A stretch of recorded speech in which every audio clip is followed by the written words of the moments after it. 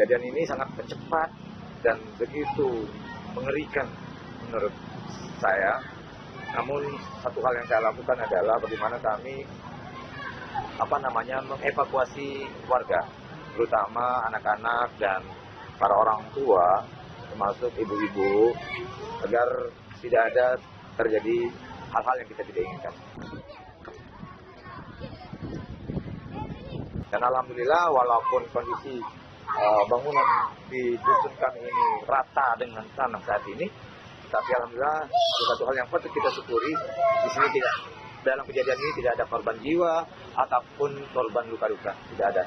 Alhamdulillah itu ya.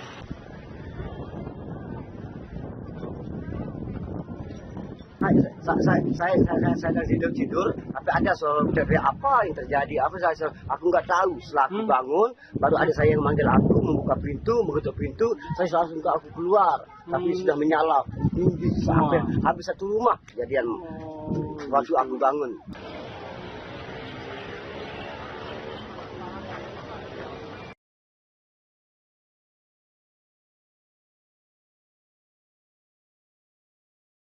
Tak hanya orang dewasa pemirsa, kebakaran hutan yang meluas di Kalimantan Selatan memaksa anak-anak ikut terlibat. Sejumlah anak-anak di Kabupaten Banjar turut membantu memadamkan api yang mendekati permukiman mereka.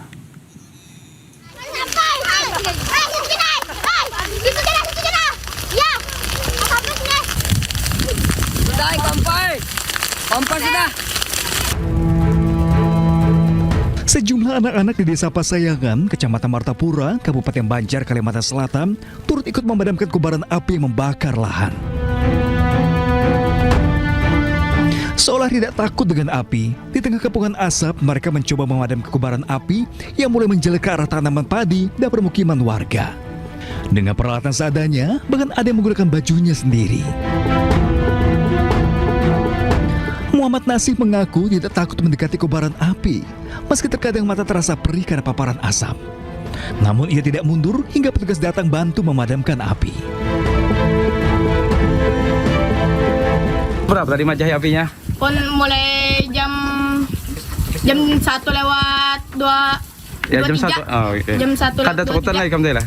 Pon kada takutan demi rumah-rumah yang di sini juga. Oh, parah rumah kan tadi apinya. Nggih. Rancak lompat sudah madamkan api ini. Ini ngecak dah.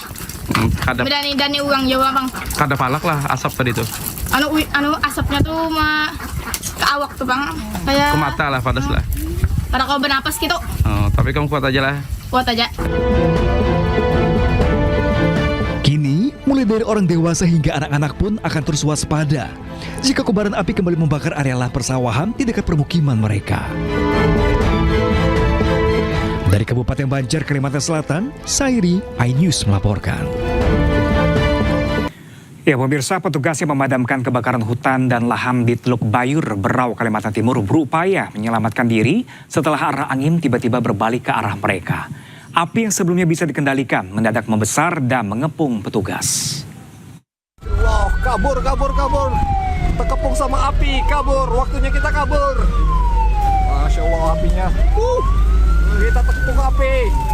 Detik-detik mencekam ini direkam oleh salah satu petugas damkar yang berupaya melarikan diri dari kobaran api. Wah, ini sangat bahaya sekali. Kabur. Allah, kabur. Angin yang tiba-tiba berbalik arah dan membawa udara panas membuat petugas pemadam yang sedang melakukan pemadaman di Kampung Labanan, Teluk Bayur panik. Kabur. Aduh, hai. Segera kabur, meninggalkan lokasi. Mereka pun terpaksa menghentikan pemadaman dan berlari menyelamatkan diri dari kepungan api.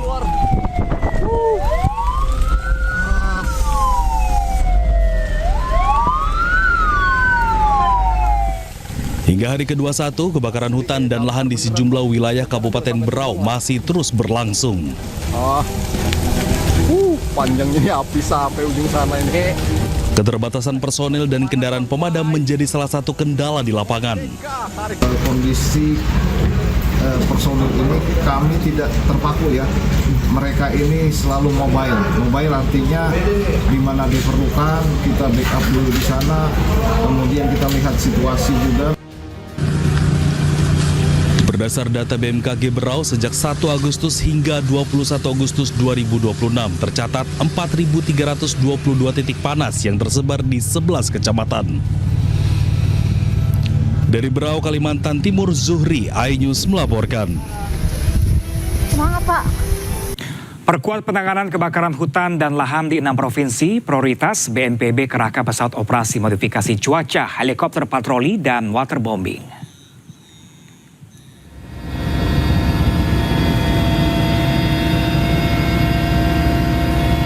6 provinsi yang jadi prioritas penanganan yakni Riau, Jambi, Sumatera Selatan, Kalimantan Selatan, Kalimantan Tengah, dan Kalimantan Barat. 39 unsur Satgas Udara yang dikerahkan terdiri dari pesawat operasi modifikasi cuaca, helikopter patroli, dan waterbombing. Terpantau sebanyak 1.842 titik panas di sejumlah wilayah di Kalimantan pada 21 Agustus 2026.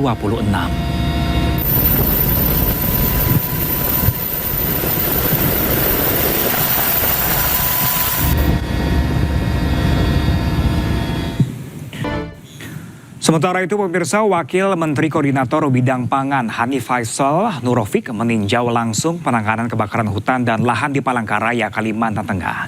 Wamenko Pangan meminta penguatan pasukan darat, memperbanyak sumur bor, dan stop perda tentang izin pembukaan lahan dengan cara dibakar.